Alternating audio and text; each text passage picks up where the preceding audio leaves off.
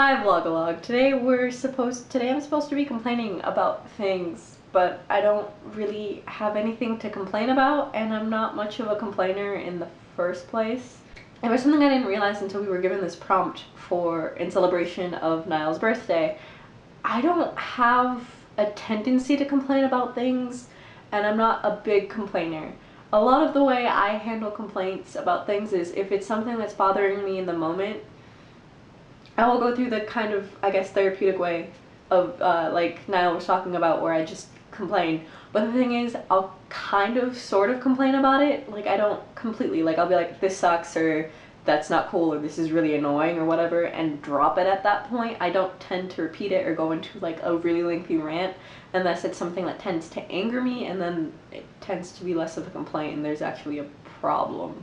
And I think there's kind of this difference in association for me, and I think part of it is because of maybe my thought process on complaining, or my ideas when it comes to complaining, or the way I've been raised, sort of, in the sense that you can complain about things all you want, but it's not going to get you anywhere, and it's not going to change anything. And in a lot of cases this is true, but even in cases where, like, I could complain and it would change things, I don't necessarily do it. And case in point, when I was realizing that I'm not much of a complainer, was this past weekend. I went with my boyfriend out to a restaurant to get some food, and I had been sick the day before, or at least getting over something that had caused me a severe headache for the majority of the day, and I just wasn't feeling great. I hadn't been feeling great. That day I'd felt a little bit better, but I wasn't like 100% like feeling, oh, I'm completely healthy, I don't have to worry about anything. So we went out to dinner, and I was looking for something that was just, I was looking for something that sounded good, but also probably wouldn't bother me if I might still have something, though I was positive it wasn't a stomach issue.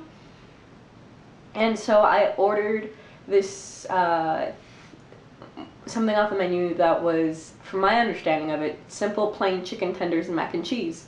And it sounded delicious, and I really, really wanted the mac and cheese, which is most of the reason why I got it.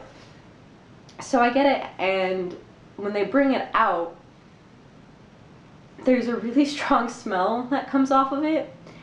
And it's not from the mac and cheese, it's from the chicken tenders, and it's because there's a sauce on the chicken tenders. It was a habanero based sauce, which I don't have problems with. I like spicy food. Ever since I realized why I didn't like spicy food when I was younger. I like spicy food. After a certain point, I'm kind of like, I don't see the point in burning off all my taste buds, but I like spicy food. But the problem with it, and it's kind of my problem with like flaming hot Cheetos and like Takis, is there's this sort of like plastic or like synthetic, there's like this synthetic smell to it, that it was like fake spicy, that it wasn't just the pepper, that there was something added that wasn't necessarily natural. Why I can't eat like flaming hot Cheetos, they just taste like spicy cardboard, or like they're supposed, like the spicy itself almost tastes like cardboard, and I can't handle that stuff because it's just like, it's so fake, it's gross to me. So I had that really strong smell come off of it, and I started to lose my appetite, and I was fairly hungry at the point we were eating. I ate like half of my mac and cheese, and then I couldn't finish it. I didn't say anything, and my boyfriend even brought up, he's like, I would have, like, he brought it up, and he's like, are you sure you don't want to say anything to them about it? Sure you don't want to just, like, maybe they'll just, you know, give you normal chicken tenders if you say something, like, if you tell them that that's what you thought you were getting and stuff. And I was like, no, it's fine. This is what I ordered. I'll just take it with me.